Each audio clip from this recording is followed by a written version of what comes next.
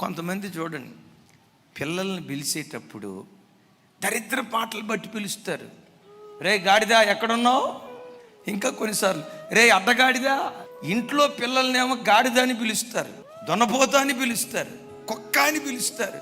ఆ ఇంట్లో ఉన్న కుక్కకు మాత్రం ముద్దు పేర్లు సోనీ, టామీ. అరే కుక్కనేమో సోనీ అంటివి, కొడుకును పట్టుకునేమో కుక్క అంటివి. కోపం వస్తే కొట్టో, తండ్రిగా దేవుడు నీకు ఇచ్చిన అధికారం. తప్పు చేస్తే శిక్షించు, తల్లిగా దేవుడు నీకు ఇచ్చిన అధికారం అది. కానీ నోటితో ఎప్పుడు చస్తావు, నాశనం అయిపోతావు, ఆ మాట పొరపాటున రానివ్వద్దు.